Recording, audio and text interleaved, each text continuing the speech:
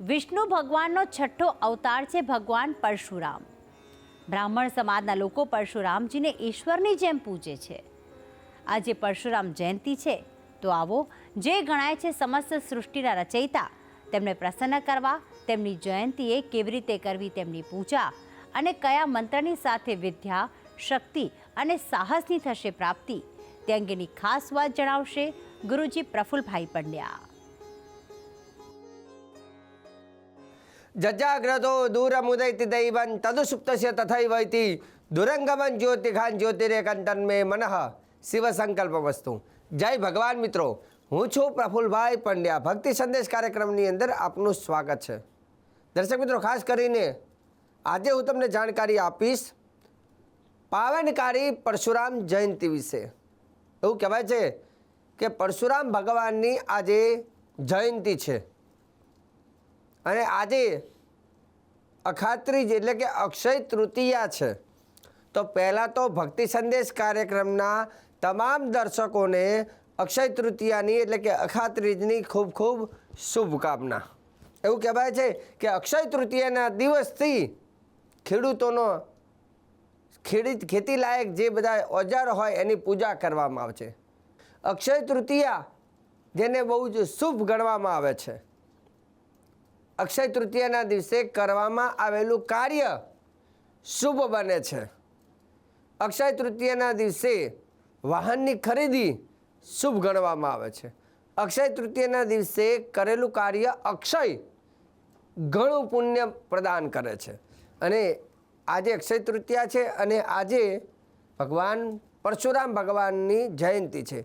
તો આજે આપણે ઉપાય શું કરીશું ભગવાનના પરશુરામજીની કૃપાનો પ્રાપ્ત કરવા માટે, અને આજના શ્રેષ્ઠ મુહૂર્ત પણ કયા છે તેના વિશે પણ આજે આપણે ચર્ચા કરી લઈશું। તો પહેલાં મુહૂર્તો હું તમને જણાવી દઉં છું। એવું કહેવાય છે કે આજના મુહૂર્ત જે છે, જેમાં સવારના 7:27 માંડીને સવારના 10:33 જે સમય જે છે, એ સમય જેમાં શુક્ર, બુધ અને ચંદ્રની હોરા છે। તો આ સમય તમારે કંઈ ખરીદી કરવી હોય, બહાનું આપવું હોય, તો આ સમય તમારા માટે શુભ છે। બીજા નંબરનું આજનો જે સમય જે છે, જેમાં અભિજીત મુહૂર્તનો ટાઈમ જે છે બપોરના 12:24 માંડીને 1:04 જે સમય છે, આ અભિજીત મુહૂર્તનો સમય છે। મધ્યાહનકાળ એટલે કે બપોરના જે કોઈ વ્યક્તિને બપોરે કદાચ કઈ વસ્તુ લેવી હોય, ખરીદવી હોય, તો બપોરે 2:45 માંડીને સાંજના 5:55 જે સમય છે, જેમાં શુક્ર, બુધ અને ચંદ્રની હોરા છે, તો આ સમય તમારા માટે શુભ છે। અને એના બાદ સાંજે કદાચ કોઈને 6 વાગ્યા પછી કદાચ સમય મળતો હોય, કામકાજમાં હોય, તો સાંજના પણ સાંજે 6:58 માંડી સાંજના 7:55 જે સમય છે, આ સમયને પણ શુભ સમય ગણવામાં આવે છે। હવે વાત કરીએ પરશુરામ ભગવાન વિશે। એવું કહેવાય છે કે પરશુરામ ભગવાનનો પણ આજે જન્મદિવસ એટલે પરશુરામ જયંતિ આજે કહેવામાં આવે છે। તો ભગવાનના જે 10 અવતાર છે, એમાંથી એક અવતાર છે જેને પરશુરામ અવતાર કહેવામાં આવે છે। પરશુરામ ભગવાન જે છે, ખાસ કરીને ભગવાનનો આ અવતાર જે બ્રાહ્મણ કુળમાં એમનો જન્મ બતાવેલો છે। જમદગ્નિ સુતોવીર, જમદગ્નિના જે પુત્ર છે તે ભગવાન પરશુરામ ભગવાન છે। એવું કહેવાય છે કે જેમના હાથની અંદર પરશુ અને ધનુષ જેમને ધારણ કરેલું છે। ખાસ કરીને પરશુ એમનું પ્રિય શસ્ત્ર ગણવામાં આવે છે। એવું કહેવાય છે કે પરશુરામ ભગવાન જે છે, જેમાં ખાસ કરીને ભીષ્મ પિતામહના પણ ગુરુ છે। ભીષ્મ પિતામહ એટલે કે મહાભારત આપણે જ્યારે જોઈએ ત્યારે મહાભારતની અંદર જાણીએ છીએ કે ભીષ્મ પિતામહ સાથે સાથે દ્રોણાચાર્ય અને કર્ણના ગુરુ બતાવેલા છે પરશુરામ ભગવાન। એવું કહેવાય છે કે પરશુરામ ભગવાનની પૂજા કરવાથી શું ફાયદો થાય છે? શક્તિ, વિદ્યા અને સાહસમાં વૃદ્ધિ થાય છે। ખાસ કરીને નાના બાળકો માટે આ ઉપાય શ્રેષ્ઠ ગણવામાં આવે છે। પરશુરામ ભગવાનની પૂજા કરવી હોય તો તમારે શું કરવું જોઈએ, એની વિધિ વિધાન શું છે, એના વિશે પણ થોડી જાણકારી આપી દઉં છું। પરશુરામ ભગવાન વિષ્ણુ ભગવાનનો અવતાર છે, એટલે વિષ્ણુ ભગવાનના સ્વરૂપની આજે પૂજા કરવાથી પણ પરશુરામ ભગવાનના આશીર્વાદ મળે છે। જો પરશુરામ ભગવાનનું મૂર્તિ હોય અથવા યંત્ર હોય તો એની પૂજા કરી શકો, ન હોય તો ભગવાન નારાયણનું એટલે કે વિષ્ણુ ભગવાનનું સ્વરૂપની પણ પૂજા કરી શકાય. પૂજાની વાત કરીએ તો અહીંયા સ્થાપન કરવું હોય તો બાજટ ઉપર સફેદ રંગનું સ્થાપન કરી એની ઉપર ઘઉં પાથરી એની ઉપર ભગવાન નારાયણનું સ્વરૂપ અથવા પરશુરામ ભગવાનનું સ્વરૂપ એમાં બિરાજમાન કરવું જોઈએ. પ્રથમ ગણેશજીની પૂજા અને અખંડ દીવો કરી અને ભગવાન પરશુરામ એટલે કે ભગવાન નારાયણ એટલે કે વિષ્ણુ ભગવાનને પંચામૃતથી સ્નાન કરાવી તિલક ચોખા પુષ્પ અર્પણ કરવું જોઈએ. ચંદનનું તિલક, પીળા પુષ્પ એમને અર્પણ કરવો, સાથે સાથે ધૂપ અને સરસ મજાના ગાયના ઘીનો દીવો કરવો જોઈએ. પ્રસાદ અર્પણ કરવો, ડ્રાયફ્રૂટનો પ્રસાદ અર્પણ કરી આરતી કરવી જોઈએ. અને એમનો એક મહામંત્ર છે, જો એ મહામંત્ર પરશુરામ ગાયત્રી મંત્રની જો માળા કરવામાં આવે છે તો અલગ પ્રકારની તાકાત મનુષ્યને પ્રાપ્ત થાય છે.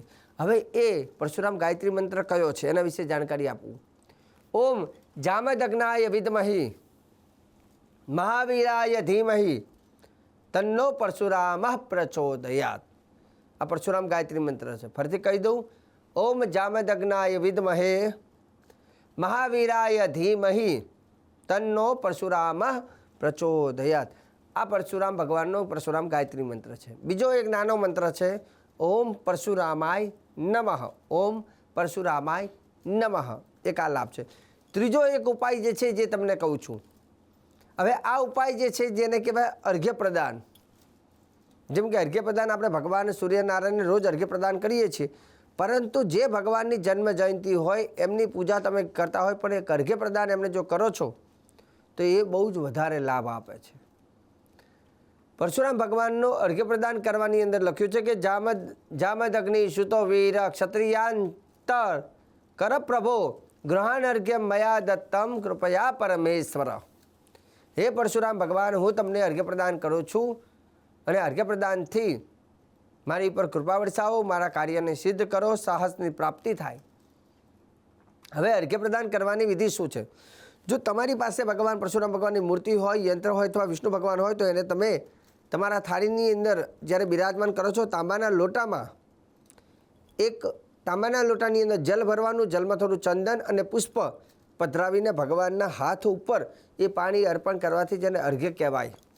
હવે અર્ઘ્ય પ્રદાનનો પણ એક મંત્ર છે, જે મંત્ર આ પ્રમાણે છે, જમદ અગ્નિ સુતો વીર ક્ષત્રિયાન ત કર પ્રભો ગ્રહણ અર્ઘ્યમ મયા દત્તમ કૃપયા પરમેશ્વર. બોલીને ભગવાનની ઉપર એ અર્ઘ્ય પ્રદાન કરવાનું. તમને જો કદાચ આ મંત્ર ન ફાવે તો તમારે શું બોલવાનું?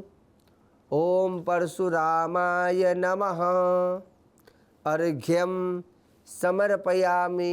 એકદમ છેલ્લે સરળ ભાષામાં ઓમ પરશુરામાય નમઃ અર્ઘ્યમ સમર્પયામિ. અને એવું કહેવાય છે કે અર્ઘ્ય પ્રદાન કરવાથી તે દેવ બહુ પ્રસન્ન થાય છે. કોઈ પણ માણસને અર્ઘ્ય પ્રદાન કરો ને એટલે હંમેશા માણસ પણ ખુશ થઈ જાય છે. તો આજે પરશુરામ ભગવાનની સરસ મજાની પૂજા કરી એમને અર્ઘ્ય પ્રદાન કરજો તાંબાના લોટામાં અથવા તાંબાની ચમચીમાં થોડું પાણી લઈ એમાં કંકુ ચોખાવાળું પુષ્પ અર્પણ કરી અને ઓમ પરશુરામાય નમઃ અર્ઘ્યમ સમર્પયામિ આટલું અર્પણ કરશો. અર્પણ કરવાથી પણ પરશુરામ ભગવાન બહુ પ્રસન્ન થાય છે. તો દર્શક મિત્રો, આજે ખાસ કરીને અક્ષય તૃતીયા એટલે કે અખાત્રીજ, એના મેં તમને મુહૂર્તની જાણકારી આપી છે, ભગવાન પરશુરામનું પૂજન અને શ્રેષ્ઠ મંત્રની પણ જાણકારી આપી છે. અને આગળ પણ ભક્તિ સંદેશ કાર્યક્રમમાં હું પ્રફુલ્લ પંડ્યા આવા કોઈ જે કંઈ ધાર્મિક તહેવાર આવશે, તિથિ આવશે અથવા કોઈ વ્રત આવશે તો વ્રતોને લઈ શ્રેષ્ઠ અને સચોટ જાણકારી હું આપતો રહીશ. કાર્યક્રમ જોવાની ચૂકતા નહીં. મને આપી દો રજા. જય ભગવાન.